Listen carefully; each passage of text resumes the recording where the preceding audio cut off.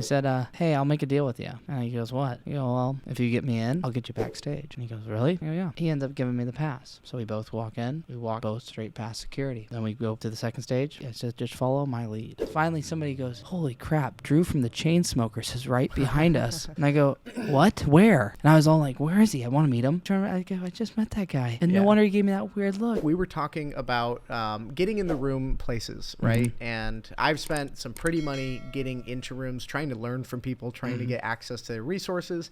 You, because you have a gift that not a lot of other people have, which is being able to navigate your way in those rooms. Yep. Now, I think that although you haven't paid for it, I think it's important for people to understand that one of the best investments that you can make in yourself is getting around other people, right?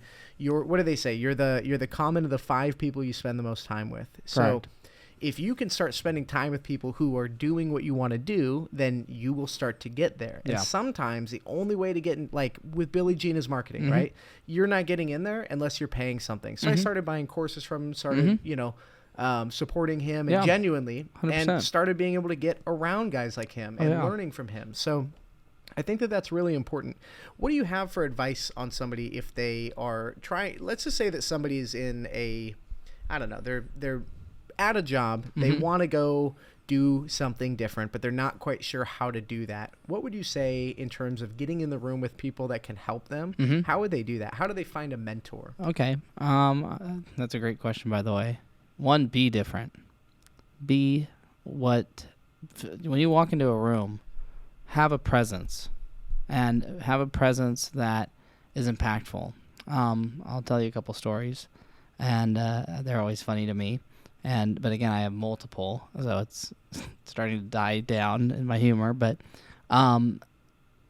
so I guess with that, depending on where you're at and who you are, I joke with people, if I want to meet the president, I'll meet the president. Nobody's gonna, I will do it. So 1, having the mindset, knowing your value, knowing that at the end of the day, you can go anywhere that you choose to go. At the end of the day, one of the things that, I'll tell you a funny story.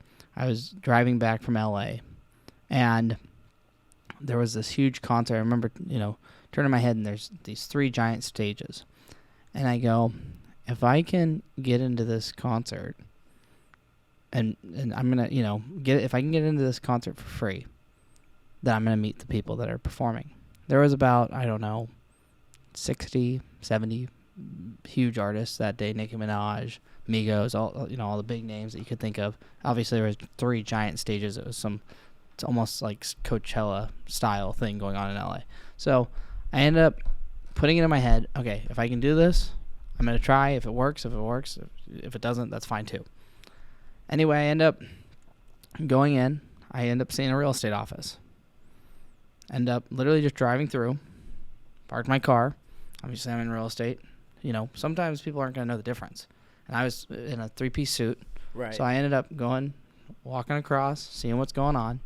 And let me add to also this, perception is reality, as well as how you carry yourself.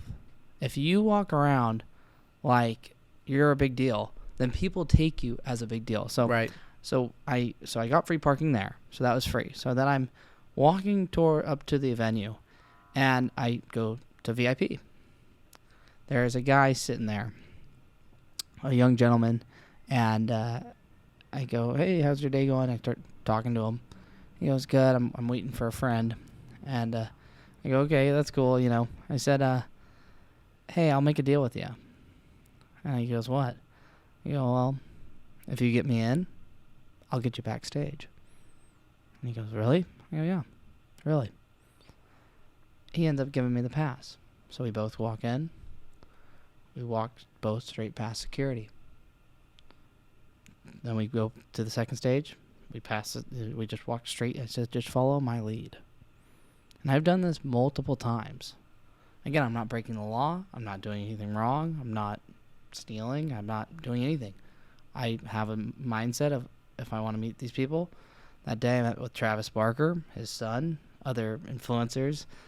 Too many to list, to be honest, that day. It was just crazy. Yeah. And I remember seeing that kid's face, and he was so happy. Yeah. And he's like, dude, thank you so much. And I go, just believe in yourself. I don't know anybody here. But at the end of the day, it was funny because I had Travis Barker and all these people walking up to me. And I think they thought I was the record label. Yeah, right. And that was the craziest. That was one of the craziest things. And again, my philosophy and my advice to anybody. And obviously, again, I'm not telling you to break the rules. I'm not telling you to, do anything weird, and again, this has to come with a sense of normalcy, because again, it is odd sometimes, and it's a weird place because you're just. I think what Ryan is saying is streak at the Super Bowl this weekend. Exactly. No, I'm just kidding. Yeah, that's but wear my media shirt or something.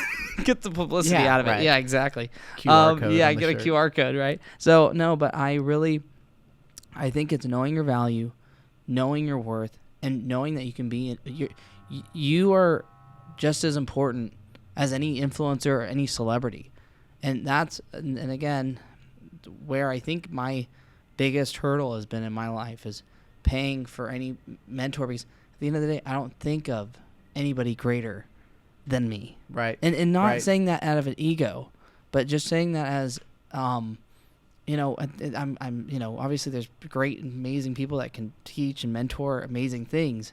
And I respect that. And it's with no disrespect intended. Or, my ego being like, oh, but at the end of the day, if Oprah was to walk into this room, she would say, hi, I'm Oprah, even though I don't think she would need to introduce herself. Yep. But I would say, yeah, and I'm Ryan Stevens. I remember one time I got into VIP, and behind me, so I introduced myself to this young gentleman, and he goes, my name's Kevin. And I go, oh, my name's Drew. I go, oh, nice, I'm Ryan. And I remember his look on his face, and he's looking at me all crazy.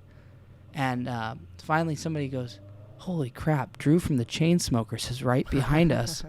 And I go, what? Where? And I was all like, where is he? I want to meet him. And I remember that little fanboy, and I'm like, oh, I already met that. And I go to, and I turn around, I go, I just met that guy. And no wonder he gave me that weird look. He's thinking I've been seen by billions of people. I probably have the biggest hits in your generation. Yeah. And you're asking me who I am. And I just didn't even know who he was. But at the end of the day, it was weird to think to myself in that moment, being famous, what we interpret in people is really just, in our minds. So at the end of the day, that's what it comes down to. Every person that you meet, just have the same expectation. Know that they might be more gifted or talented or wealthy or whatever that is. But at the end of the day, don't treat them as if they're gods and you're just man.